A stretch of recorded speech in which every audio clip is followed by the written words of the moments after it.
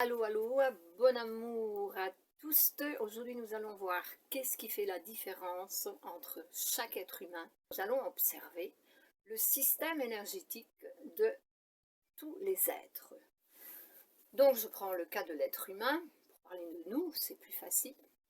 Donc, tous les êtres humains ont d'abord l'énergie de vie, qu'on appelle le ki ou le chi.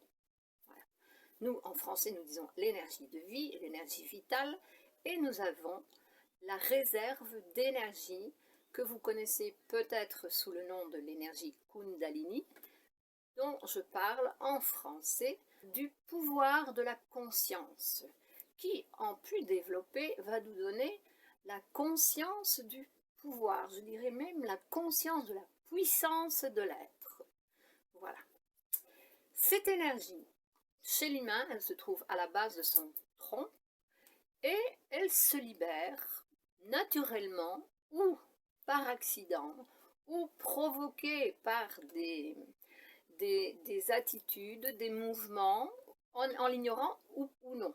Donc on peut le faire volontairement, mais attention, il convient d'être bien accompagné pour vivre cette expérience. Parce que je peux vous dire tout de suite qu'on ne joue pas avec cette énergie. Elle est très puissante. Ça peut être très bon, comme ça peut être très difficile aussi. Je ne veux pas exagérer dans les mots, mais attention. La libération de cette énergie en a conduit plus d'un en psychiatrie. Mais ça, en général, on ne vous le dit pas. Bien, ne vous effrayez pas, c'est tout à fait normal dans le monde où nous vivons, et je peux vous dire qu'à l'heure actuelle, il y a énormément de personnes qui ont des libérations de cette énergie sans le savoir. Ça a toujours existé, vous savez, mais à l'heure actuelle, tout est en accélération, avec beaucoup plus d'intensité. Le problème, c'est que l'ignorance conduit les personnes à avoir des attitudes qui n'aident pas, mais si qui compliquent. Même comme ça, aujourd'hui, nous avons déjà beaucoup d'informations, de connaissances, et je vous en partage encore maintenant. Donc, je vous partage de la connaissance de ce que j'ai vécu, que j'ai découvert et vécu, et que je vis encore. Donc, revenons-en à cette énergie. Elle peut se libérer, comme j'ai dit, naturellement, ou alors par accident, par exemple, quelqu'un qui tombe assis le derrière par terre, boum, libération d'énergie. Seulement, ça provoque des réactions, puisque toute action provoque des réactions. Tout dépend du canal énergétique de l'être humain où l'énergie s'est libérée. Et comme en général, je veux dire en général, les êtres humains sont assez bloqués, puisqu'ils ont été élevés, ils ignorent tout cela, eh bien, les blocages provoquent eux aussi des réactions négatives. Une libération d'énergie dans le canal principal, qui dans le physique est la colonne. Toute énergie a sa manifestation en matière. Okay, donc le canal principal énergétique se manifeste par la colonne vertébrale. Une libération de cette énergie dans ce canal, s'il est libéré, waouh, la personne se sent extrêmement bien, très heureuse. Même, elle peut avoir des ailes dans le dos. Au contraire, si cette énergie, quand elle est libérée, rencontre un ou plusieurs blocages énergétiques, ça peut provoquer des ouvertures de conscience chez la personne. Elle se rappelle de quelque chose qu'elle a fait, qu'elle n'aurait pas dû faire. Voilà. Elle agit contre conscience, contre sa propre conscience.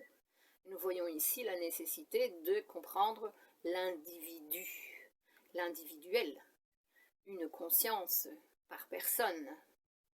Et justement, cette conscience, elle se manifeste dans la matière, elle prend forme.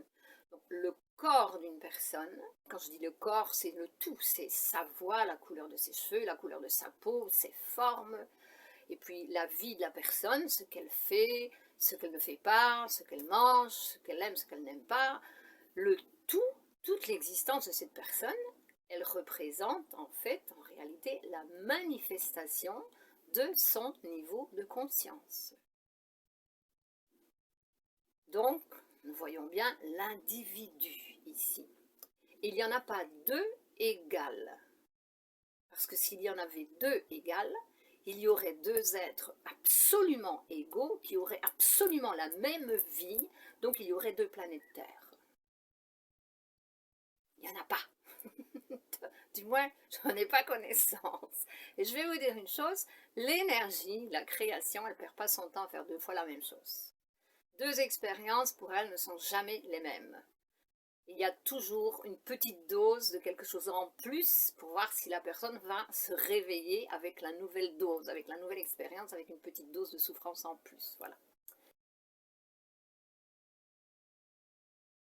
Nous devrions tous mettre en pratique cette capacité de co-créer pour le bien de l'humanité, pour l'évolution de l'humanité, parce que l'involution, ça fait baisser les fréquences de la conscience en l'être qui est dans l'évolution, donc dans l'être qui agit contre sa propre conscience. L'être qui agit par obligation contre sa propre conscience, il est en train d'involuer. Il bloque son système énergétique. Il va souffrir à cause de cela. Maintenant, nous devons apprendre comment tout cela fonctionne, justement, pour éviter d'aller vers l'involution, pour grandir avec cette énergie qui est en nous, en chacun de nous. C'est ça, nous sommes très puissants une fois que nous avons la connaissance de cette énergie. Et je vais vous dire, il y a une phrase merveilleuse qu'un grand maître nous a laissée, mais on ne l'a pas donnée, vous savez. On ne nous l'a pas donnée, cette phrase. Je l'ai découverte il y a quelques années dans un livre dont je vais vous donner le nom. Ce maître, il nous a dit, tout ce que je fais, il a peut-être commencé par tout ce que je suis, tous les humains, il a dit tous les hommes, moi je dis tous les humains, le seront. Tout ce que je fais, tous les humains le seront. Parce que ces capacités appartiennent à toutes les terres et à tous les peuples de la terre, parce qu'elles sont le pain et l'eau de vie. Il nous a laissé cet enseignement. Qui a été cet exemple que les humains devraient suivre et atteindre? C'est le grand maître Jésus, qui est venu 620 ans après Bouddha. J'aime bien de le signaler parce que on devrait continuer à avancer au lieu de faire marche arrière pour retourner dans des anciennes philosophies qui ne nous enseignent pas ces choses-là. Parce qu'en fait, tout ce qui se passe en ce monde pour le moment, c'est essayer de nous éloigner le plus possible, de nous retirer absolument ce pouvoir que nous avons, cette puissance que nous avons en nous. Je n'aime pas le mot pouvoir parce que c'est le pouvoir sur les autres. C'est la puissance. Nous avons cette puissance. Nous sommes des créateurs. Et la vie que vous avez eue jusque maintenant, vous l'avez créée vous-même sans le savoir. Parce qu'on vous a éduqué, on vous a donné l'information, la mauvaise connaissance, je vais dire, pour créer ce que vous avez, ce que vous vivez maintenant. Donc là, nous voyons qu'il y a une nécessité d'être bien informé, parce qu'en fait, c'est très simple. Et je peux vous dire, ça peut vous aider à comprendre qu'on devrait s'y mettre vite, que tous ceux qui contrôlent les humains pour le moment en ce monde, ils n'ont plus cette puissance. Et c'est pour ça qu'ils paniquent comme ça maintenant, qu'ils essayent de détruire cette puissance en nous, puisqu'elle passe aussi par l'énergie sexuelle.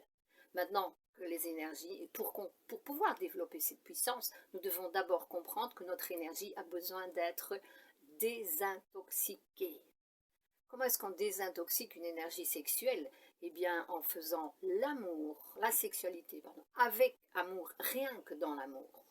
Pas du sexe pour se sentir bien ou passer son temps, parce que tout cela, c'est impur. Oui, nous sommes des êtres purs. Notre origine, c'est celle-là. L'essence qui est en nous, c'est ça, c'est la pureté, c'est le pur amour. Ça, c'est ce qui nous unit tous les uns aux autres, avec tous les êtres, avec toute la création. Et chacun dans sa fréquence de conscience. C'est ça que nous avons besoin d'apprendre et le plus rapidement possible pour reprendre le contrôle de notre vie. Chacun individuellement, simplement en faisant son travail intérieur. Je vous garantis que ça fonctionne. Bien, je vous laisse. À plus, à la prochaine. Si vous avez des questions, vous savez où me trouver. Bisous, bisous.